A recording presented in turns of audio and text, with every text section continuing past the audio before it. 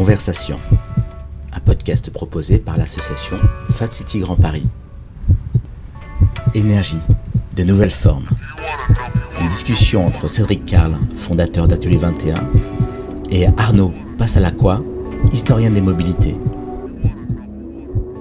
On a l'honneur aujourd'hui de recevoir Arnaud Passalacqua qui a accepté l'invitation de venir parler des questions d'énergie en ville, avec un titre qui s'appelle « Énergie de nouvelles formes ».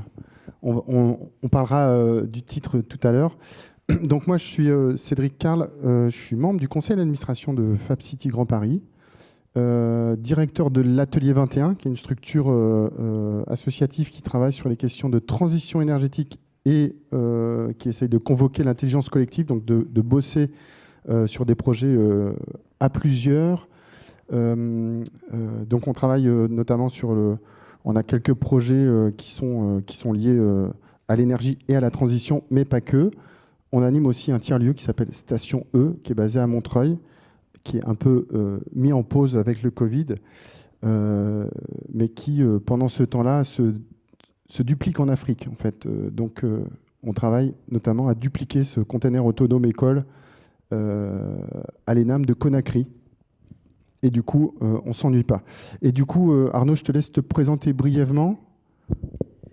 Alors oui, bonsoir à toutes et tous. Je suis ravi de venir ici et de découvrir ce lieu par l'intermédiaire de Cédric. Donc moi, je suis professeur à l'école d'urbanisme de Paris, spécialiste d'enjeux de transport et aussi de questions d'énergie. Je suis chercheur notamment dans un laboratoire qui s'appelle le LID, LIED, Laboratoire interdisciplinaire des énergies de demain, ce qui fait écho avec le titre finalement. Voilà, et mon approche de ces questions est toujours avec un temps long, puisque je suis ingénieur et historien, donc j'essaye toujours de mobiliser le temps long pour essayer de comprendre ces enjeux. On essaiera de le voir dans la conversation. Super. Et du coup, donc au sein de Fab City Grand Paris se posent les questions de l'économie circulaire, des matériaux, des flux, des matières. Et là, en fait, on avait initialement un titre qui était sur énergie et économie circulaire, qui s'est transformé en énergie nouvelle forme. Et j'aimerais introduire en disant que non, en fait, il n'y a pas de nouvelle forme. C'était un titre racoleur, mais c'était pour vous faire venir ce soir, parce que tout ce qui est nouveau est sympa. Mais du coup, c'était pour vous dire que notre vision qu'on pose sur la ville, c'est que la ville de demain, c'est 95% la ville d'aujourd'hui. Donc la ville de demain ne sera pas nouvelle entièrement. Concernant les véhicules, c'est la même chose. Le taux de renouvellement des véhicules, en fait, il est très faible. Donc si on veut changer tous les véhicules et toute la mobilité, ça va mettre 50 ans. Et comme vous le savez, on nous dit qu'il faut faire très vite. Donc on a 10 ans pour vraiment faire bouger en fait ces grosses consommations qui sont le transport et l'habitat. Et du coup, en fait, je crois qu'on est hyper raccord avec Arnaud sur ça. C'est que on dit que la question de la rénovation énergétique est primordiale. Et je crois que une approche sur les matériaux et l'économie circulaire des matériaux, et ça on en a déjà parlé avec Vincent à plusieurs reprises, elle devrait recycler en faisant des matériaux isolants. C'est-à-dire qu'on récupère le carton, le polystyrène, et on trouve combien on fait de tonnes de carton et de polystyrène sur Est Ensemble, par exemple. Et on dit combien on peut isoler de logements avec ça en faisant de l'économie circulaire et en refabriquant des matériaux isolants localement. Et de la même manière, sur les transports, on pense que voilà, il y a 40 millions de véhicules en France, je crois. C'est quand même beaucoup. Ils ont 11 ans d'âge en moyenne. On doit faire une transition en 10 ans. On a 10 ans, donc ça fait 4 millions de véhicules par an. Je crois que nos entreprises ne sont pas capables de construire ça, qu'on part un peu sur des scénarios officiels où on va tout changer et puis on va jeter les anciens et on va en remettre du neuf. Donc je crois que déjà on n'a pas les sous, on n'a pas le temps, on n'a pas les usines et on n'a pas les matériaux. Donc ce scénario nous semble peu réaliste. Et du coup, ce qu'on dit, c'est que peut-être comme les rénovations énergétiques dans les bâtiments, il faudrait peut-être rénover nos véhicules, en fait. Et donc, ce qu'on appelle rétrofiter nos véhicules. On a parlé d'un mot tout à l'heure aussi, futurofiter. Donc, c'est peut-être qu'on reprend les véhicules existants et on les transforme pour qu'ils soient moins impactants, en fait, en termes de CO2, avec peut-être des flux d'énergie qui sont plus locaux, avec peut-être pourquoi pas du biogaz et des choses qui viennent de l'alimentation en économie circulaire. Et du coup, je vais te passer la parole en te disant qu'est-ce que ça te raconte si je te dis eau et gaz à tous les étages. Alors, je vais la prendre ta question mais d'abord, je vais peut-être rebondir sur le caractère nouveau, parce qu'aujourd'hui, j'ai fait cours à des étudiants, et puis ils travaillent pour une collectivité, et puis cherchaient des solutions de mobilité dites durables, soutenables, tout ce qu'on veut. Et puis, en fait, il y a un moment où... donc moi, je leur ai fait temps long, etc. Et puis, il y a un moment où, finalement, il y a un des étudiants qui a dit « Ah, mais si on remettait des chevaux ?» Et donc, en fait, c'était l'histoire de se dire... Alors moi, j'ai sorti ma casquette plutôt, évidemment, oui, je vous parlais du système cheval au 19e siècle et tout ça, dans une ville déjà industrielle. Et je vais revenir sur les réseaux. Et du coup, l'idée, c'était de se dire que le spectre de nos solutions est assez étroit. Nous avons un faible nombre de systèmes qui permettent nos mobilités dans la ville. En revanche, on est libre de les réinventer. C'est ce qu'on a fait, par exemple, avec le tramway. Le tramway ancien a existé. Hein. Il y avait même rue de Belleville, là pas très loin. Il y avait aussi un tramway, comment ça s'appelait un funiculaire, voilà. Donc il y avait tout un tas de systèmes qui existaient. Et on a réinventé les tramways. Si vous allez dans les villes de province ou même maintenant en région parisienne, il y en a un certain nombre. Pareil avec le vélo. Le vélo, il est à son stade fin 19e siècle. Il y a un vélo qui ressemble au vélo qu'on a aujourd'hui. Et pour autant, on peut le réinventer, soit en le partageant du type Vélib, soit en lui donnant diverses formes, du type toutes les formes qu'on voit émerger aujourd'hui de vélo, du pliant au cargo. Donc il y a un nombre de solutions qui marchent, qui sont très très faibles, très étroites. Et aujourd'hui, nous, à Paris, pour le prendre comme ça, on utilise très peu de solutions que les gens en 1900 n'utilisaient pas. C'est-à-dire que le métro, il arrive en 1914, pour prendre comme ça. Toutes les solutions, ils les avaient déjà. Alors tout le monde n'avait pas une voiture, etc., mais elles étaient déjà là. Il y en a qui ont disparu, trolleybus et puis chevaux. Mais ce monde des solutions est assez étroit. D'où l'idée de rétrofiter, au sens, prendre ces solutions existantes. Toi, tu les prends très matériellement, la voiture elle-même, sa durée de vie. Moi, je parlerais peut-être en termes de système, en disant... le système voiture, le système vélo, etc. Il y a peu de systèmes qui émergent, qui sont capables de répondre aux contraintes de ce que sont les transports en ville, qui sont très lourdes. Et généralement, on va revenir sur l'innovation sûrement un moment. Toutes les innovations vendues comme étant les solutions de demain sont incapables de répondre à toutes ces contraintes. Il y en a très peu qui savent le faire. Il y a la marche, il y a le vélo, il y a le tramway, il y a le métro, il y a la voiture quelque part quand même. Et donc, on a un capital de solutions. Et c'est avec celle-là qu'il faut travailler. Donc c'est peut-être, pour aller un peu dans le sens de rétrofit, tu vas expliquer sûrement un peu cette logique qui n'est peut-être pas connue de tout le monde, c'est se fonder sur l'existant, quelque part. Et alors, justement, cet existant, d'où il nous vient, eau et gaz à tous les étages, ça parle à tout le monde, peut-être, c'est petites ou pas, mais c'est des petites plaques qu'on a sur les immeubles, et qui sont des arguments de vente, en disant dans cet immeuble, il y a eau et gaz à tous les étages. Ce que nous avons chez nous, maintenant on a la fibre à tous les étages, ou je sais pas quel autre réseau. Ça renvoie à quoi? Ça renvoie au fait qu'au 19e siècle, on a transformé nos villes, on les a transformées en villes des réseaux. C'est les réseaux qui sont devenus le cœur de la ville, jusqu'à parfois devenir même le territoire. C'est-à-dire que si je vous demande aujourd'hui de dessiner une carte de Paris, vous allez me faire un plan de métro. Et donc, vous ne parlerez pas du territoire de la ville, vous me parlerez du réseau, qui vous permet d'accéder au territoire. Et le territoire, c'est devenu le réseau. Et ça, c'est ce qui se passe au 19e siècle. Pour prendre un exemple ancien, c'est que avant ça, comment on avait de l'eau? C'était les porteurs d'eau. Il n'y avait pas eau et gaz à tous les étages. C'était des gars qui portaient l'eau, depuis la Seine jusqu'à Belleville. Donc, c'était précieux, l'eau. Et du coup, cette mise en réseau du monde, qu'on pourrait voir avec tous nos objets, nos réseaux sociaux et de ça d'aujourd'hui, que c'est aujourd'hui, non, c'est bien avant. Et c'est là qu'on a fait une mise à jour de nos villes. À Paris, on a appelé ça l'osmanisation, qui est la réticulation, je ne sais pas si ça se dit comme ça, enfin la mise en réseau du monde, de la ville. Et eau et gaz à tous les étages, pour moi, c'est justement cette prise de conscience ou cette mise à jour du fait que la ville, c'est le lieu des réseaux. Et que du coup, c'est là qu'on s'est créé ce capital-là, dans lequel il me semble avec lequel il faut travailler, puisqu'il est là et il sera là pour longtemps. Si je peux finir comme ça. Ouais, on a évoqué ça tout à l'heure ensemble, justement sur le fantasme de la déconnexion. C'est vrai qu'aujourd'hui, on a tendance à parler d'énergie renouvelable, d'autonomie énergétique, de déconnexion des réseaux. Il y a des ouvrages qui parlent de ça. Et je crois que si on s'imagine dans un futur et dans une ville, on garde le réseau, en fait. On n'est pas complètement déconnecté. C'est-à-dire que, et nous, c'est ce qu'on dit aussi sur notre friche Station E, c'est-à-dire qu'on monte un container autonome avec des batteries et des panneaux solaires. Et quand les gens nous demandent, mais est-ce que c'est ça qu'il faut faire, on leur dit non, surtout pas. Si on est déconnecté du réseau électrique, oui, c'est une des solutions, etc. Mais ce que vous pouvez faire de mieux, c'est vous connecter au réseau et surtout d'acheter de l'électricité à Enercop, par exemple, qui est un fournisseur qui va mutualiser des moyens et qui va avoir une économie d'échelle et qui va pouvoir faire ville, en fait, faire société. Donc on essaie de lutter en fait contre l'espèce d'angélisme de la déconnexion du panneau solaire, on prend tout chacun sa batterie dans le fond de son jardin, etc. Parce qu'on pense que les enjeux de la ville, les enjeux climatiques, les enjeux de société, en fait, ils doivent pondérer un peu ça et pas vendre des utopies infaisables derrière.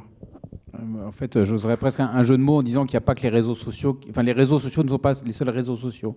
C'est-à-dire que tous les réseaux nous lient par des artefacts qu'on a construits, mais qui sont faits par des hommes, des femmes. Enfin, il y a un côté humain, que ce soit un tuyau ou que ce soit la fibre ou que ce soit des transports. Et c'est eux qui tiennent la société, quelque part. Et c'est un peu ce qui se passe au 19e. C'est en fait cette société que nous avons construite où l'individu s'affirme, est libre, a des droits politiques et tout ça. Ça va de pair avec cette idée du réseau, de l'espace public, enfin plein de choses qui apparaissent et qui nous sont précieuses. On a aussi évoqué la question de l'acupuncture urbaine. On a tendance, en tout cas en ville, et c'est aussi ça qui crée des flux, c'est-à-dire qu'on détruit plein de bâtiments et puis il faut en reconstruire d'autres. Aujourd'hui, il y a même des architectes qui se posent en défaut vis-à-vis de ça en disant qu'il faut considérer l'usure, il faut considérer la réversibilité des usages, y compris dans les voitures. Moi, je pense qu'il faut concevoir des voitures aujourd'hui en imaginant qu'elles vont changer de motorisation en cours de route et qu'elles vont peut-être revenir à la motorisation initiale thermique éventuellement. Donc la question de l'acupuncture urbaine, c'est-à-dire qu'on fait avec l'existant et on essaye d'intervenir. C'est quoi les beaux exemples? C'est notamment ces bus à haut niveau de service où on garde les bus et les routes et on fait des transports en commun? Alors, je vais le prendre un petit peu différemment pour souligner, ou compléter en disant qu'il y a, dans le monde des transports, il y a quand même un maître mot et de la ville, c'est la question des inerties, des temps longs.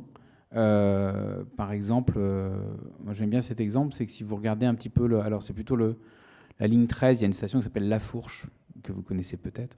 Et si vous regardez des images du XVIIIe siècle, qu'est-ce qui se passe à La Fourche? Il y a deux chemins qui se séparent, et en fait, il y a déjà une fourche.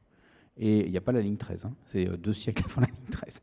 Et en fait, on a des pérennités de tracés, d'itinéraires, etc., qui font qu'il y a tout un tas de choses qui sont inscrites dans l'esprit des lieux, dans tous ces aspects-là, et les inerties d'objets, de cadres, de réseaux, de transport, même le bus, etc. Par exemple, il a des très fortes inerties et son réseau, il ne bouge pas du jour au lendemain, il bouge tous les 50 ans à peu près.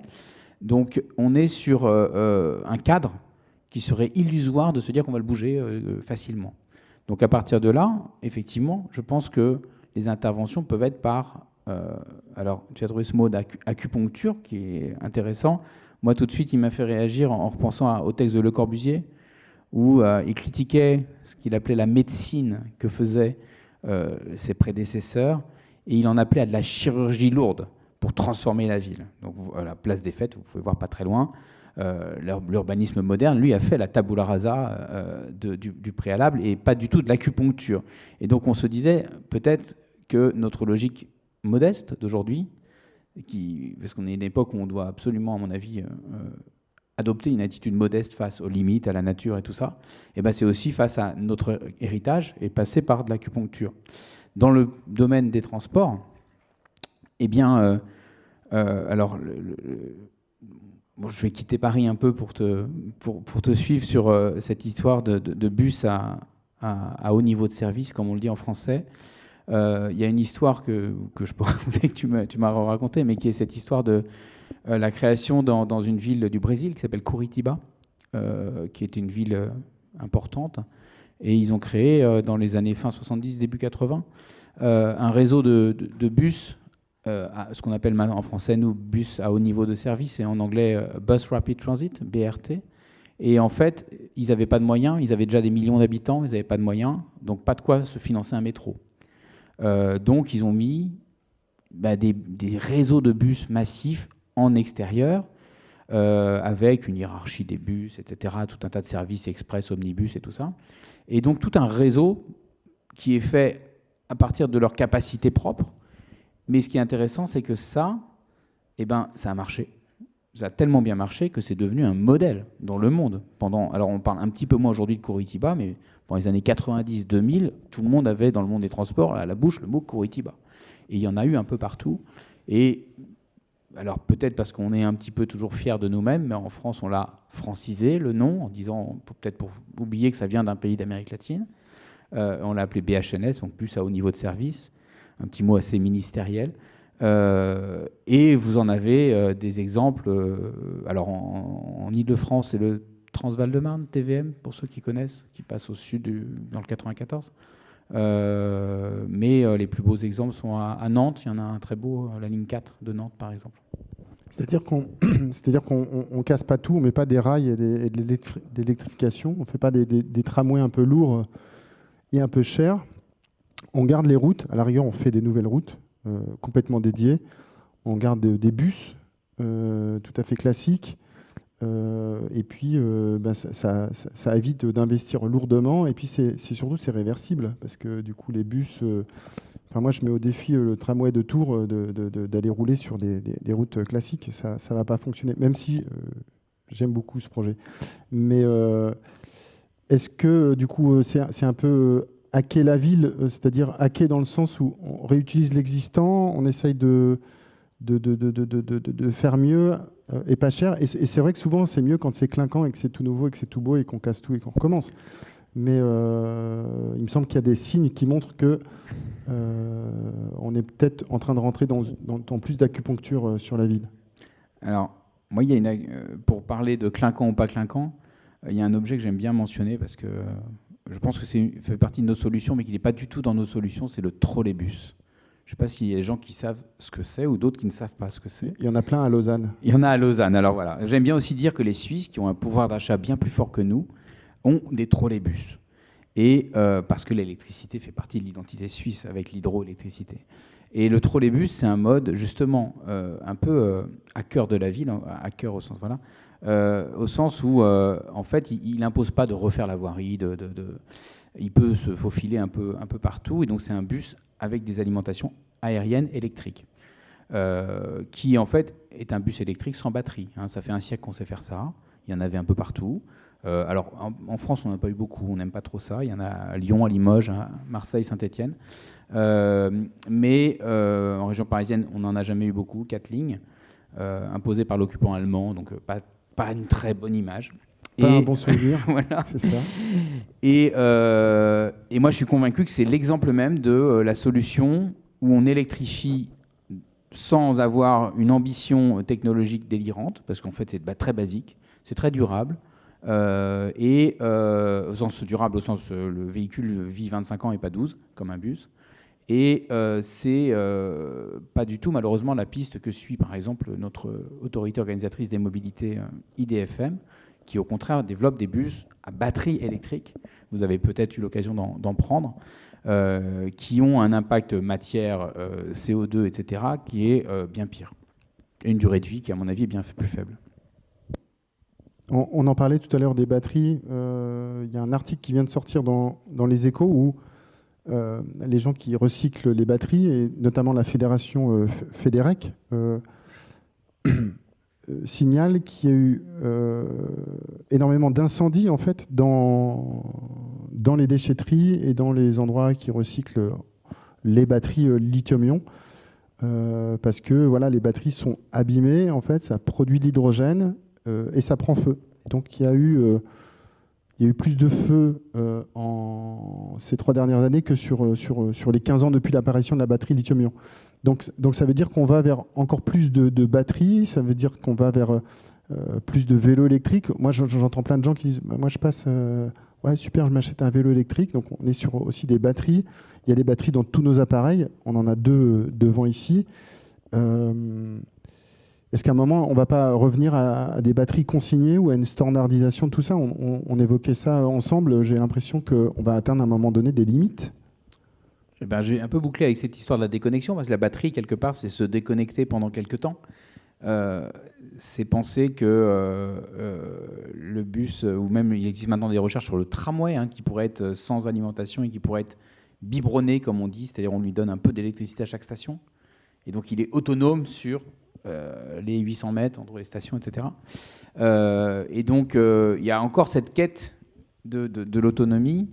Alors je dirais, quelque part, moi je pense qu'il ne faut pas l'abandonner complètement, parce que ce qu'on a acquis avec quand même ce paradigme qui s'affirme depuis le 19e siècle, c'est quand même la liberté, quelque part, hein, donc de l'individu, la démocratie, etc. Donc tout un tas de valeurs positives. Et cette liberté qu'on a beaucoup associée à l'automobile, hein, très clairement, on pourrait peut-être la reporter plus sur autre chose que l'automobile, mais la conserver quand même. Et que donc, il ne faut pas non plus que les gens soient retenus par tout un tas de câbles à tous les réseaux, y compris de surveillance, de tout ce qu'on veut. Donc il y a un enjeu de trouver le juste curseur. Enfin, voilà. Je dirais qu'il y a un moment où il faut regarder en face le prix qu'on paye pour une autonomie qui reste illusoire, parce que même la batterie de ce machin-là, il va falloir que je la rebranche régulièrement, etc. Et qui, par ailleurs, n'est pas autonome au sens où on n'est pas autonome avec cet objet, au sens quasiment un peu de Ivan Illich, pour le reprendre comme ça. C'est-à-dire qu'en fait, c'est un objet qui me dépasse. Moi, ce truc-là, je ne saurais pas le réparer, je ne saurais rien en faire. Je ne suis pas du tout maker et tout ça. Le jour où il est cassé, je change malheureusement. Et je pleure un peu parce que je sais que ce n'est pas bien, mais voilà. Donc on se fait dépasser par ça. Donc il faut retrouver notre autonomie en nous et pas dans l'objet, pour le prendre comme ça. Alors justement, nous on a travaillé au sein du groupe Paléo-énergétique sur justement notre rapport à la technologie. On l'analyse à travers voilà, une recherche participative où plein de gens nous envoient des vieux brevets et des innovations sociales aussi, hein, sur des usages énergétiques.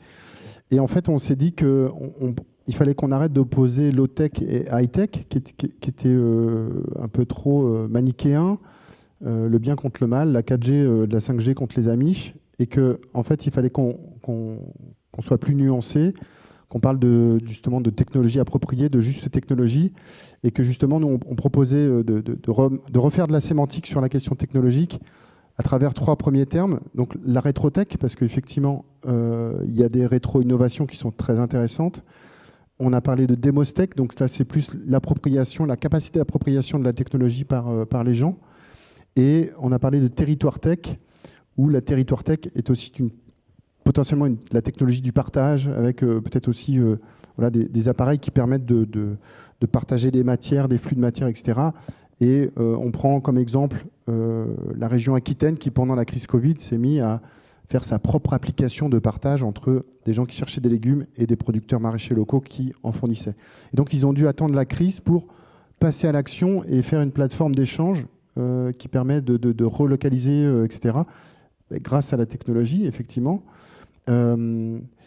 C'est quoi notre rapport à la technologie? Est-ce qu'on a toujours été émerveillé parce que c'est nouveau et que c'est le futur, et les voitures volantes et les voitures automatisées, tout ça, c'est des choses auxquelles tu crois, Arnaud, ou t'en es où là? Je ne sais pas qui y croit dans la salle, mais moi, alors je vais reprendre du temps long, comme d'hab. En fait, je pense que avec ce paradigme de l'industrialisation, on a eu aussi le paradigme dit du progrès technique, hein, qui est arrivé, avec l'idée qu'on allait optimiser le rendement, la performance, la mesure de la performance, la mesure du temps, la taylorisation, tous ces trucs-là. Et donc l'idée que demain sera meilleur et que les objets vont nous aider à ce que demain soit meilleur. Ce qui est en partie vrai sur plein de trucs. Notre niveau de confort aujourd'hui, niveau de santé, tout un tas de choses, d'éducation sont plus élevés. Mais du coup, on a eu tendance, alors je prendrai des exemples dans le monde des transports aussi, mais pas que, sûrement, à fétichiser la technique. C'est-à-dire, en fait, c'est l'objet qui apporte le bonheur. Donc, il est tout puissant, et on a eu tendance à en faire une religion de la technique, et à ne pas regarder les objets pour ce qu'ils sont, mais comme des divinités, pour le prendre très vite. Dans le monde des transports, parce que ça touche tout un tas de systèmes, cet exemple, il y en a des milliers. Je vais prendre un dernier, par exemple, vous avez peut-être entendu parler dans les derniers, il y en a plein. Il y a les Sea Bubbles, je ne sais pas si vous connaissez les Sea Bubbles, non, c'est méconnu les Sea Bubbles. Sur la Seine. Voilà, ouais. C'est des bulles volantes sur la Seine, qui, il y a 4-5 ans, nous ont été annoncés par notre maire. C'est des hydroptères. Hydroptères, voilà. Notre maire, Hidalgo, est allé les monter à bord et a annoncé que, évidemment, ça allait être la solution pour désengorger le RER A. Alors, bon, moi, en historien, je sais qu'il y a eu des services d'omnibus sur la Seine jusqu'en 1934, puis qu'on a arrêté parce que c'était moins concurrentiel que le métro. Et que ça faisait que la Seine, évidemment. Donc là, la capacité d'emport, c'était 4 à 6 personnes par hydroptère. Le coût, j'en parle pas. Donc le RER A, c'est 2000 personnes par RER. Donc on est loin de ça. Mais parce qu'en fait, on ne le voit pas. C'est un objet extraordinaire parce qu'ils volent. Ils volent sur l'eau. C'est extraordinaire. Il y a l'eau, il y a l'air, ça vole, ça fait pas de bruit, c'est électrique. Donc il y a tout pour que ça coche toutes les cases de la divinité. En revanche, l'objet, le système en tant que tel, on ne le voit pas. Le système, c'est-à-dire quel coût, où est-ce que j'accoste, est-ce que ça correspond vraiment à des motifs de déplacement, tout un tas de choses pour lesquelles ça ne fonctionnera pas. Parce que je reviens à mon histoire de début, c'est qu'il y a très peu de solutions qui sont capables de répondre aux contraintes de la ville en termes de transport. Et donc on ne regarde pas l'objet pour ce qu'il est, mais pour son caractère fétiche. Et donc ça, bon, ils ont annoncé, ça semble évidemment se refermer ce truc-là, mais ça, il y en a plein. Vous avez les drones pour faire Roissy la Défense, vous avez, je ne sais plus comment ça s'appelle ces trucs-là, vous avez Urban Loop, le dernier un peu en date à Nancy. Il y en a beaucoup, des systèmes comme ça, il y en a plein. Alors, Urban Loop, moi ce que j'ai trouvé en tout cas intéressant, c'est que c'est complètement connecté avec des universitaires, un écosystème, que ça a l'air un objet d'étude partagé. Ce que je trouve intéressant au niveau local, dans la mesure où souvent on a plutôt des choses qui sont un peu parachutées, qui viennent de nulle part. J'ai l'impression que Urban Loop à Nancy, c'est du coup un peu un écosystème qui prend en main le truc. Il y a des écoles qui sont associées, des élus, etc. Alors peut-être que ce sera un flop, mais moi je trouvais que l'architecture de projet était intéressante. Alors, oui, mais oui, j'ai vu aussi que c'est l'Université de Lorraine. Donc, c'est des petites cabines sur des rails qui sont censés apporter 6 personnes, je ne sais pas combien, et circuler dans la ville à des vitesses élevées, genre 70-100 à l'heure. Moi, j'ai pas trop... Enfin, j'ai vu qu'il y a l'Université de Lorraine. C'est un peu l'hyperloop à la française, quoi. C'est l'hyperloop urbain, voilà. Moi, après, j'ai réagi en historien des techniques en me disant jamais de la vie ça marchera. Alors, ça marchera sûrement en prototype dans un hangar pour faire 100 mètres, il n'y a aucun souci. En revanche, comme système de déplacement, non. Alors après, je pense que ce qu'ils auraient dû faire, je ne sais pas s'il y a ça, mais à l'Université de Lorraine, de faire venir le département d'histoire, de géographie, quoi. Par exemple, ça aurait été pas mal. Alors ça m'intéresse parce que moi, j'ai souvent vu aussi ce type de projet prospectif où, d'un seul coup, on a des flux de circulation, puis les voitures s'accrochent entre elles, puis ils font comme une sorte de train, et puis quand on veut sortir, en fait, on se décroche, et puis finalement, est-ce que ça consomme moins d'énergie ou pas? Est-ce que, du coup, ça pose des problèmes de logistique qui sont énormes, en fait, c'est un peu utopique, mais on en voit parce que dans Paléo-énergétique, on va chercher plein d'images dans les magazines, dans la prospective, dans Sciences et Avenir, etc., et aussi aux États-Unis. Et c'est un imaginaire qui revient souvent. Le truc du chariot, où chacun a un chariot, puis le chariot se met ensemble et on se raccroche comme ça, comme un ver de terre. Et puis on se décroche quand on a besoin de sortir du truc. Voilà, j'ai l'impression que est-ce que c'est un truc qui est... C'est un truc, effectivement, c'est une dynamique, une ligne d'innovation très régulièrement suivie. Moi, je ne connais pas d'exemple où ça a marché. Ouais. Mais c'est régulier de se dire je vais hybrider les transports collectifs et le transport individuel. C'est ça l'idée. Hein. C'est ça. C'est d'essayer de gagner sur les deux tableaux. Donc on en a eu en région parisienne un célèbre qui s'appelle Aramis, qui est un flop des années 80. Donc on a eu régulièrement, ça ne marche pas. Mais je ne sais pas exactement pourquoi, mais pour moi, enfin, cette ligne-là d'hybridation, pourtant on vit dans un monde d'hybridation dans le monde des transports, hein, mais alors, là-dessus, non. Et du coup, c'est mieux le fret, c'est-à-dire qu'on monte les camions sur des trains. Alors apparemment, la ligne du fret qui revient du sud, là, elle est en train de redémarrer, avec tous les légumes qui viennent de Perpignan, là, du hub de Perpignan qui vient du coup d'Espagne, etc. Ça s'était arrêté, du coup les camions prenaient tous la route. Puis d'un seul coup, là maintenant, apparemment, il y a eu des pétitions de la CGT, tout ça, et du coup, ils sont en train de remettre le train du fret en route, et du coup, ça va ramener plein de camions. Bon, alors, tout ça, ça raconte pas la Fab City, parce que l'idée de la Fab City, c'est qu'on arrête de ramener tous ces légumes de là-bas, qu'on fabrique les légumes très localement ici, et que ça rentre peut-être dans des boucles, c'est-à-dire que les déchets des légumes deviennent du gaz qui permet de générer de l'éclairage à tous les étages, peut-être. Est-ce que dans l'histoire de l'urbanisme, toi, tu as vu des choses qui étaient très localisées comme ça, très autonomes, à des petites échelles, à des grandes échelles? Est-ce qu'il y a des choses qui te popent dans les références? Oui. Alors, si on reprend très, très loin, si vous prenez Constantinople, il y a des murailles, je crois que c'est le mur de Théodose, à vérifier. Ils avaient fait attention à faire un mur où il y a des champs à l'intérieur de la ville, parce qu'ils savaient qu'en cas de siège, il fallait avoir à manger et nourrir les chevaux, etc. Donc ils ont pris leur mur, ils l'ont fait très large parce qu'il y avait cette idée. Donc bon, je ne suis pas un médiéviste, il y a longtemps. C'est les murs à pêche avant l'heure. C'est ça. En revanche, sur Paris, il y a des célèbres exemples qui sont l'économie du cheval au XIXe siècle. Hein. C'est-à-dire qu'on avait une forme d'économie circulaire qui est que le cheval, donc, qui est très présent, hein, c'est 100 000 chevaux à Paris, dans le département de la Seine, 100 000 en 1900, donc c'est énorme, qui produisait son crottin de cheval, qui posait un certain nombre de problèmes de propreté et d'hygiène dans la ville, dans un siècle qui est devenu le siècle de l'hygiénisme, hein, donc qui supportait de moins en moins ces odeurs, etc., mais qui était une ressource pour les maraîchages. Et donc, vous aviez cette fameuse ceinture maraîchère autour de Paris et qui faisait un truc incroyable que nous n'avons pas aujourd'hui, c'est que les Parisiens mangeaient des fraises locales à Noël. Et ça, nous n'avons pas de fraises locales à Noël en 1900. Et tout ça s'est effondré sous différentes dynamiques, notamment, évidemment, la motorisation qui a tué le cheval. Je ne suis pas en train de fétichiser le cheval, hein, il y a plein de problèmes avec le cheval, mais en tout cas, ça, c'était du circulaire. Et du circulaire et puis intersecteur entre la mobilité et l'agriculture. Après, il faut aller voir ce que mangeaient les chevaux. Ils mangeaient de l'avoine venue des champs plutôt de Picardie, donc pas trop loin. Et Paris est plutôt une ville où il y a un métabolisme qui est assez proche dans ce qu'on mange par rapport à Londres, par exemple. Hein. Londres, capitale mondiale, évidemment, de l'Empire. Très vite, ils ont mangé des ananas, etc., et notamment de la viande argentine, fin 19e, quand on a inventé les bateaux frigorifiques. Et donc de façon beaucoup plus forte qu'à Paris. Donc les jeux d'échelle ne sont pas forcément les mêmes entre les deux villes. Et vous voyez bien que quand on va à Londres, moi c'est un des trucs qui me frappe, hein, faire les courses. Alors je ne vais pas toutes les 5 minutes à Londres, mais faire les courses dans le magasin à Londres, vous avez que des trucs qui viennent de vraiment partout, beaucoup plus qu'à Monoprix en bas de chez nous.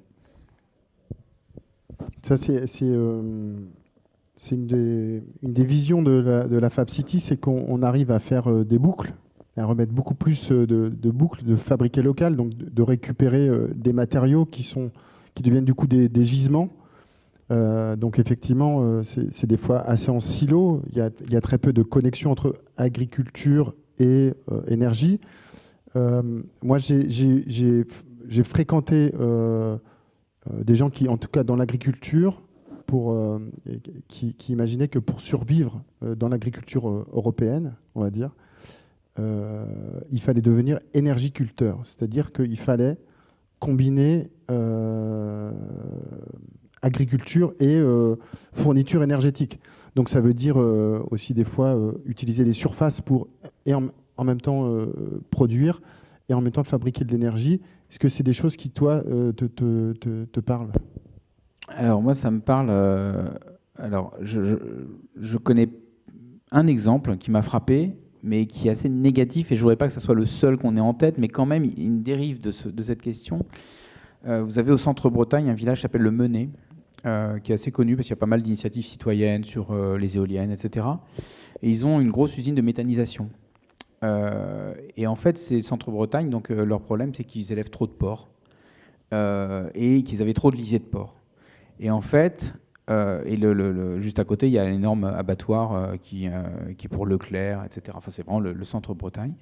Et donc, quelle est la solution? Il y avait une voie de se dire on réduit le nombre de porcs.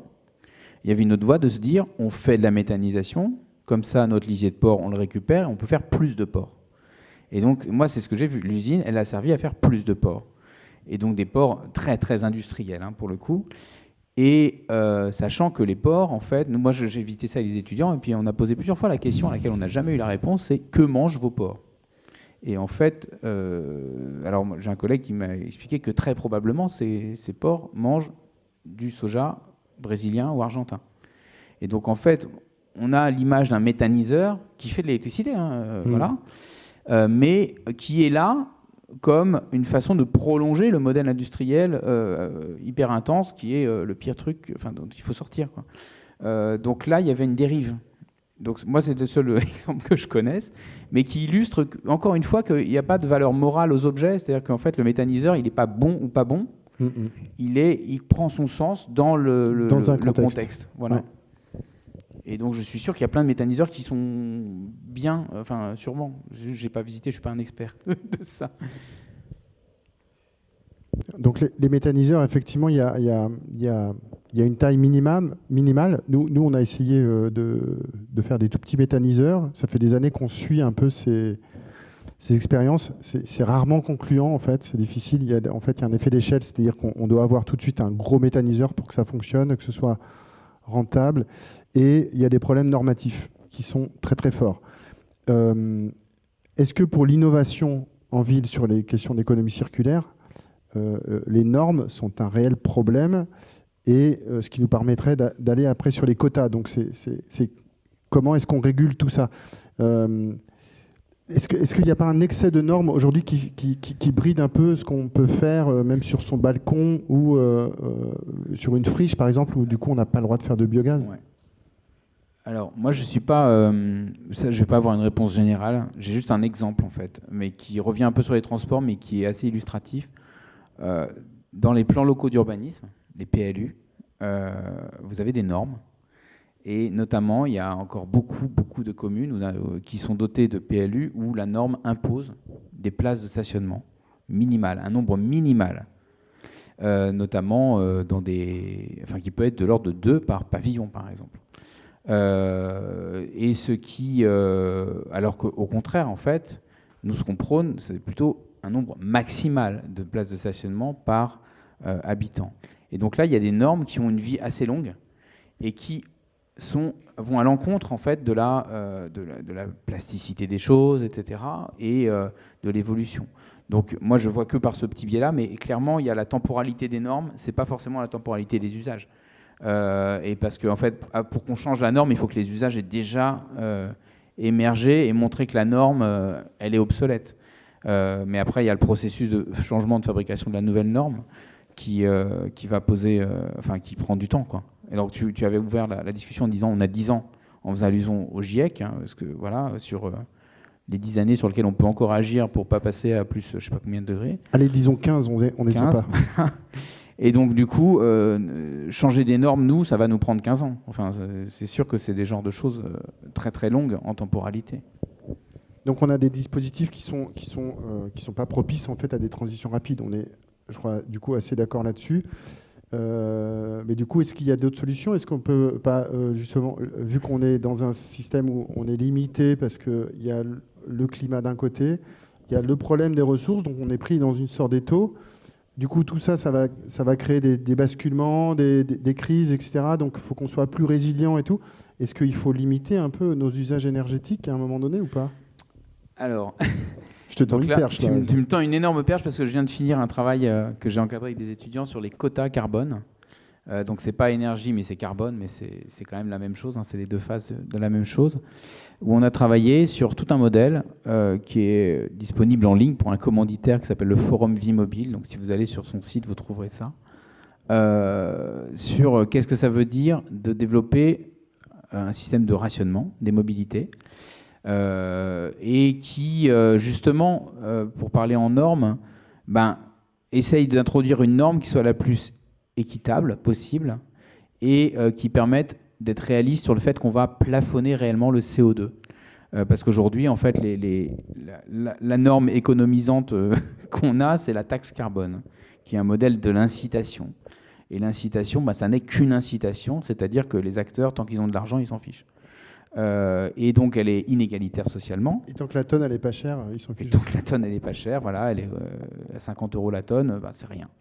Vu que notre bilan sur l'année, c'est 11 tonnes, c'est quand même pas des sommes énormes pour l'année. Et donc, du coup, l'inégalité sociale forte, puisqu'il y a des gens pour qui c'est beaucoup, évidemment. On l'a vu, évidemment, les gilets jaunes. Donc, c'est pour ça que nous, on est parti sur quota carbone. Et le deuxième truc, c'est que la norme, la taxe ne vous plafonne pas le CO2 émis par le pays dans l'année. Tant qu'on a de l'argent, on peut acheter de l'essence, quoi. Et du coup, le quota, lui, il prend la stratégie nationale bas carbone, c'est-à-dire à combien on veut arriver en 2050, et on descend. Et chaque année, on descend. Et donc, on a un plafond maximum, et quand vous achetez un billet d'avion ou quand vous achetez de l'essence, ça vous décompte sur votre quota dans votre carte personnelle. Donc, je vais très rapidement, mais c'est censé être beaucoup plus équitable, puisqu'en fait, vous le faites après, on peut faire des critères un peu sociaux, sur le nombre d'enfants, un peu comme pour les impôts. Et c'est censé être efficace, puisque de toute façon, c'est le robinet, vous le tenez, le robinet, puisqu'il y a un robinet commun de X millions de tonnes à émettre cette année, et on le divise en X millions de personnes. Donc là, nous, on a travaillé là-dessus, on essaie de faire monter ce sujet, si ça vous intéresse, n'hésitez pas. On pense que c'est beaucoup plus équitable, et moi, pour reparler de normes, on pense que ça a la vertu aussi d'intégrer le fait que la Terre a des limites dans votre portefeuille à travers la carte carbone que vous aurez, qui peut s'appeler quota, qui peut s'appeler crédit de façon un peu plus positive, mais enfin voilà. Et du coup, c'est parce que tu l'as dit, en fait, on sent bien que les limites, elles sont là, quoi. Il y a un bouquin qui s'appelle, évidemment, le rapport Meadows, que vous connaissez peut-être, de 72, qui s'appelle Limits to Growth. Ça fait 50 ans. Et bon, c'est que à peu près maintenant, depuis quelques mois, qu'on sent vraiment que les limites, que la société s'empare beaucoup de ce sujet-là. S'en empare, ouais. Même si depuis longtemps, il y a plein de gens qui savent que les limites, elles sont là. Et donc du coup, là, le quota a la vertu de ne pas faire croire qu'on va pouvoir continuer. C'est un peu que le quota, c'est à la fois la fête est finie et à la fois faisons en sorte ensemble de construire autre chose. Et pas les uns contre les autres pour rester société, pour reprendre ton sujet sur les réseaux, quoi. Ouais, c'est une question d'équité, quoi, finalement. On partage correctement le gâteau. C'est ça, voilà. Et indépendamment des revenus, pour le faire vite. Je fais le lien avec la question de l'eau, parce que finalement, l'eau, c'est aussi un truc qu'on a sous nos pieds qui est assez limité. Nous, on se penche un peu dessus avec l'Atelier 21 depuis longtemps, parce qu'avec l'énergie, c'est quand même un enjeu vital de survie d'un territoire. Et on nous a mis la puce à l'oreille. Il y a quelques années, il y a des gens qui travaillent sur les questions de l'eau qui nous ont dit qu'il fallait faire un paléo H2O, parce qu'on avait besoin de ce genre d'outil de dialogue pour un peu raconter tout ça sur les territoires. Et pour revenir sur les quotas et les tarifications, il y a un truc qui est un peu qui n'existe pas dans l'énergie en tout cas, c'est que et ni dans l'eau, c'est qu'en fait, plus tu consommes d'eau, moins tu payes cher le mètre cube. Ce qui est quand même un petit peu la fête à l'envers. C'est-à-dire que plus tu vas avoir d'eau consommée par an dans ta maison ou dans ton entreprise, moins tu vas payer cher. Ce qui est clairement, il faudrait faire l'inverse en fait. Donc il faudrait inverser. Et du coup, plus tu consommes de mètres cubes, plus tu payes cher. Est-ce que pour l'énergie, en fait, la question du quota peut pas être couplée avec plus tu consommes de kilowattheures et plus tu payes cher à la fin? Ça j'ai rarement lu ou vu parler de ça. Alors, ouais. Nous, en fait, le travail sur les quotas qu'on a fait, il est sur le carburant. Donc, il n'est pas trop sur les kilowattheures électriques. Pour moi, on n'a pas travaillé là-dessus. On est vraiment sur la mobilité qui, pour moi, est peu électrifiée. Mais on est en cours. Donc, voilà. Et on n'a pas non plus travaillé sur... Enfin, on n'a pas travaillé sur cette question de la tarification progressive, ou je ne sais pas comment l'appeler. Simplement, moi, ça me fait penser à un sujet qui était... ces formes de gratuité et de commun, c'est-à-dire on peut aller même au-delà de ce que tu proposes, c'est de se dire les X premiers mètres cubes sont gratuits, mais le dernier, enfin les suivants sont vraiment chers ou alors sont interdits. Si on fait un quota sur l'eau comme sur le pétrole, quoi, pour le faire vite. Ce qui était une des lignes proposées par le maire de Dunkerque, celui qui a proposé la gratuité des transports, qu'il a mis en place. Notamment, Vergrit. Il avait, je ne sais pas où il en est, mais il avait cette idée de faire un truc, une tarification gratuite, les X mètres cubes, et après ultra cher. Et après progressif. Ou progressif, voilà. Et dans une ville très populaire où il y a finalement... une immense classe populaire, pour le dire comme ça, et puis peu de gens qui vont consommer beaucoup plus, finalement. Ça me permet de rebondir sur, justement, la question des villes. On a vu ces dernières années une déferlante sur ce qu'on appelle la remunicipalisation des services des eaux, certainement motivée par des fois des abus des opérateurs, aussi des expériences dans l'Est de la France, où d'un seul coup, une commune reprend son droit sur l'eau, rénove son réseau, baisse le prix du mètre cube, investit dans des systèmes économes en énergie et en eau. Et d'un seul coup, ça fait comme une traînée de poudre. Il y a d'un seul coup plein de communautés de communes qui remunicipalisent en fait les services des eaux. Nous, ce qu'on imagine, c'est que, en tout cas, quand on prolonge le trait, on a l'impression que ça va se passer dans l'énergie. Pour l'instant, c'est émergent, c'est un peu timide, mais j'ai l'impression que, alors, remunicipaliser les transports en commun, remunicipaliser les régies d'électricité ou les régies de chaleur, est-ce que c'est des choses que tu vois, toi, émerger en Europe ? Alors, ouais, je vais prendre il y a deux choses auxquelles ça me fait penser. Il y a le cas allemand, où en Allemagne, ils ont ce qu'on appelle les Stadtwerke, qui sont des régies. Alors, je vais parler en termes français, je ne sais pas exactement le bon, mais régie municipale, multi-services, multi-réseaux, qui font le transport, l'eau, l'énergie et tout un tas de services urbains. Et ce qui est assez frappant, c'est que par exemple, les opérateurs de transport allemands ne vont pas conquérir des marchés à l'international, parce qu'en fait, c'est des entreprises locales. Ouais. Et elles ont choisi de rester locales, ce qui n'est pas le cas de la RATP. Si vous avez suivi, la RATP exploite des bus à Londres, par exemple. Ni de la SNCF, qui est l'un des plus gros opérateurs de transport public dans le monde. Et donc, du coup, on a cette idée d'ailleurs de péréquation, pas péréquation, on va dire de vases communicants financiers entre le service de l'eau, qui généralement gagne pas mal de sous, le service de transport qui, lui, en perd plutôt. Ouais. Donc, on a plutôt, on a cette organisation qui permet de rester stable en mutualisant un peu les choses. Donc là, je pense que la question de comment ça se passe en Allemagne, qui est très différente de chez nous, elle me paraît plus pertinente, on va dire, au regard de, si on se dit la ville, c'est les réseaux, et la ville, c'est les réseaux, du coup, il y a cette solidarité des réseaux, ces interactions. La deuxième chose, et qui est peut-être un petit peu en paradoxe avec ce que je vais dire, c'est qu'en France, nous, on a peu de régie des transports. La plus célèbre, c'est Marseille, la RTM. À Paris, on croit avoir une régie, mais ça n'est pas une régie. La RATP, si vous vous souvenez ce que ça veut dire, c'est Régie autonome des transports parisiens. C'est pas une régie, c'est une institution d'État. Elle est autonome, mais autonome historiquement, ça veut dire autonome par rapport aux élus locaux. C'est ça surtout. Des transports, alors en fait, elle fait pas tous les transports, et parisien, elle fait pas que Paris. Donc c'est vraiment un nom complètement faux, mais c'est pas une régie, c'est l'État. Et donc il y a quand même des régies dans un certain nombre de petites villes, mais ce qui est intéressant, c'est qu'en France, les exploitants de transport, il n'y a que 3 groupes, et ils sont tous, c'est l'État qui est derrière. Donc il y a Keolis, c'est la SNCF, il y a Transdev, c'est la Caisse des dépôts, et il y a RATP Dev, c'est la RATP, donc c'est l'État. Donc en fait, à la fois, on a le sentiment que nos entreprises, enfin nos transports sont confiés à des entreprises qui ne sont pas des régies, puisque c'est des entreprises qui répondent à des appels d'offres pour un contrat de 5, 7, 8 ans. Et à la fois, derrière ça, c'est toujours des entreprises d'État, finalement. Donc, il y a ceux qui se font concurrence. C'est un monde un peu bizarre.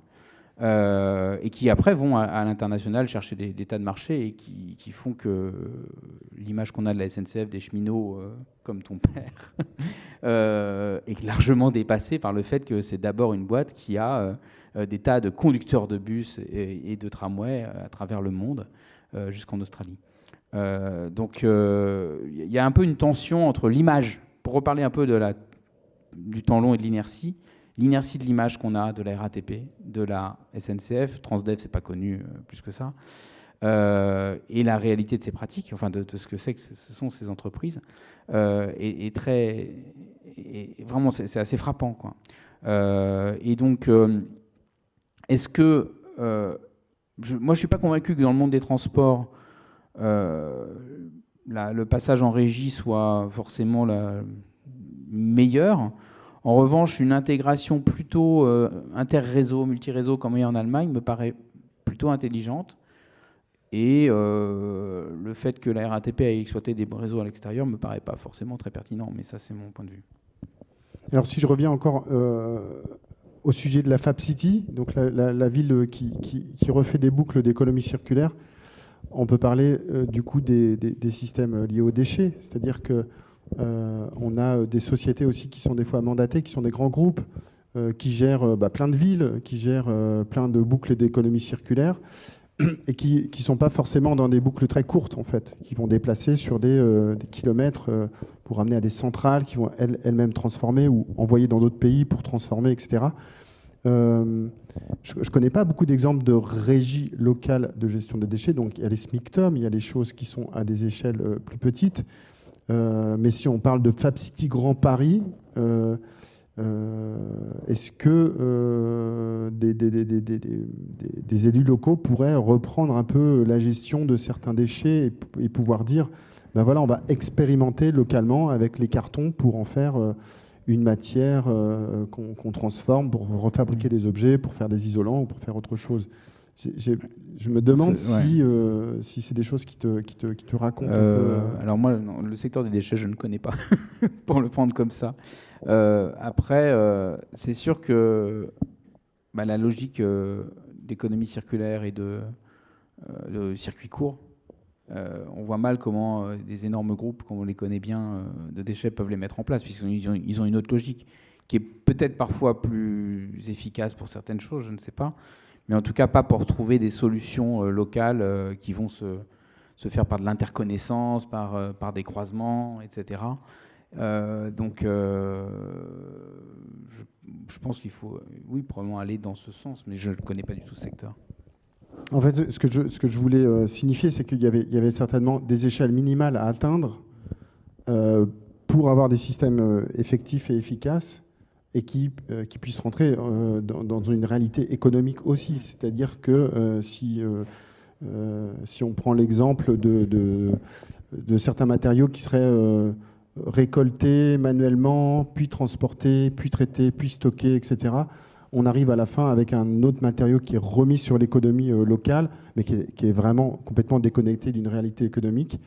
Et puis je crois qu'on a une réaction de Vincent qui est juste là. Super. Mais sinon, pour finir sur avant Vincent, juste 2 secondes. Moi, ça me fait pas peur, la question du prix, parce que je suis convaincu que notre vie va être de plus en plus chère, et nettement plus, et qu'on va abandonner malheureusement tout ce qu'on paye pour le loisir, pour la payer pour l'alimentation, pour des choses comme ça. Et donc, progressivement, si tout augmente, ces solutions-là deviendront pérennes. Voilà. Elles vont trouver leur place. Ouais. Désolé, Vincent. Alors, vu que c'est enregistré, il faut que tu parles dans le micro, Vincent. C'était juste parce que je crois que tu as un train. Dans 1 heure. Dans 1 heure, donc c'est parfait. On arrive au terme, en tout cas, de la conversation. Et probablement des gens ont des questions. Je voulais savoir si des gens voulaient réagir. Quelqu'un qui est là. Je ne pars pas avec le tabouret. Moi, merci beaucoup, c'était passionnant. Moi, j'avais une question par rapport à, du coup, au principe de quota que vous essayez de mettre en place avec vos étudiants. Ou si j'ai bien compris, comment vous traitez la notion de personne morale? Parce que c'est un peu complexe. Effectivement, on se dit que tous les individus ont un rôle domestique, etc., qu'il est facile de comptabiliser des émissions ou de la consommation énergétique ou d'eau, mais que la personne morale, c'est aujourd'hui ce qui met un peu tout le monde dedans, c'est-à-dire qui est responsable de quoi? Alors, il y a donc tout un rapport qui est en ligne. Je ne sais pas si on peut le diffuser facilement, mais sinon, vous tapez Forum Vie Mobile, rationnement carbone, ou quota. Voilà. Donc, il y a tous les détails. On a proposé, et puis on va affiner, il y aura plusieurs dynamiques là-dessus, de séparer les individus pour leur mobilité privée. Et c'est que la mobilité. On pourrait faire l'agriculture et ça, mais l'alimentation, mais c'est déjà beaucoup plus compliqué. Donc les individus pour leur mobilité privée et le monde des employeurs entreprises pour le plan ou administration qui fonctionnerait de façon complètement séparée avec donc grosso modo, pour faire vite, on a un service public du bilan carbone qui est un peu comme des commissaires aux comptes, voilà, mais gratuit parce que en fait, l'artisan plombier, lui, c'est pas son boulot de faire son bilan carbone, il sait pas faire et tout, il faut pas que ça lui coûte cher, que ça lui prenne du temps. Donc ça veut dire que l'État met un peu de sous dans un service public du bilan carbone. Et chaque année, hop, on a le bilan carbone du plombier ou de l'énorme boîte. Et d'ailleurs, aujourd'hui, les boîtes de plus de 500 employés, je crois, sont obligées d'avoir un bilan carbone. Donc nous, ça serait bien sur l'aspect mobilité. Et les entreprises donc, ont un X tonnes cette année. Et on leur dit, bah voilà, nous, nationalement, on fait moins 3% l'année prochaine. Donc vous avez X tonnes fois 97% de ça. Voilà. Et la petite originalité de notre travail, enfin ce qu'on pense être une bonne idée mais qu'il faudrait travailler, c'est que l'entreprise prend en charge le carbone émis pour le déplacement domicile-travail. C'est-à-dire que ce n'est pas à la charge de l'individu et donc ce n'est pas parce que vous êtes moins riche, vous allez habiter plus loin, etc. Ça ne va pas vous tomber dessus, mais on pense que ça, c'est un outil qui nous paraît assez pertinent pour forcer la relocalisation des entreprises. Mais on n'a pas beaucoup travaillé là-dessus. Voilà, on veut travailler. Mais ce n'est pas facile parce qu'au sein des entreprises, il se passe pas mal de trucs. Il y a les voitures de fonction, il y a pas mal de problèmes. Mais donc voilà, donc, si vous regardez le rapport, on a fait plein d'hypothèses. Les étudiants ont fait plein d'hypothèses. Vous serez peut-être d'accord avec certaines ou pas. Mais notre idée, c'est d'aller au-delà de l'idée. L'idée a été évoquée un petit peu par plusieurs politiques. Si vous avez suivi Delphine Batteau, par exemple. Nous, on s'est dit, bah voilà, on fait un tableau Excel, on fait des vrais trucs. On a même regardé des profils de vrais gens pour voir ce que ça donnait. Super. Moi, j'en profite pour rebondir sur justement les études et ce type d'analyse. En fait, le Fab City Grand Paris a produit une étude avec un cabinet d'études qui s'appelle Utopie, qui s'appelle le Fab City Index. Et l'idée, c'est de pouvoir évaluer en fait la capacité des villes à fabriquer localement. Donc, en fait, c'est un système qui permet de regarder combien il y a d'habitants, qu'est-ce qu'ils consomment, en quelle quantité et où c'est produit, etc. Et donc, en fait, on aura l'occasion d'échanger là-dessus, mais je pense que c'est des appareils et des dispositifs qui sont complètement appropriables en fait par vos étudiants et par d'autres étudiants, et que ça permettrait aussi de les faire passer en stress test, etc. et de raconter un peu tout ça. Et j'ai l'impression que c'est super intéressant de pouvoir aussi croiser ces travaux étudiants, puisqu'on a travaillé plusieurs fois ensemble avec des étudiants sur justement notamment des scénarios rétrofit. On a fait bosser les étudiants sur voir la capacité du parc français à accepter le rétrofit et quels en étaient les bénéfices aussi économiques localement, parce que ça crée plein d'emplois locaux et indélocalisables. Et dernièrement, on a travaillé sur la question des low-tech sur des territoires. On a fait bosser des étudiants sur des scénarios low-tech de territoire. Et ça rejoint bien sûr les préoccupations de la Fab City et d'une économie beaucoup plus localisée et en boucle. Du coup, je ne sais pas si tu as encore une dernière chose à ajouter. Une dernière question, je suis désolé. Une dernière question peut-être. En tout cas, avant la dernière question, et s'il n'y a pas de question, encore un grand merci Arnaud pour avoir répondu à cette invitation. J'étais ravi, merci. Un gros bravo à Fab City Grand Paris pour avoir organisé ce camp aujourd'hui. Et puis, on espère se dire à tout bientôt pour reparler de tout ça et brasser secouer le cocotier. À bientôt et bonne soirée à vous. Merci.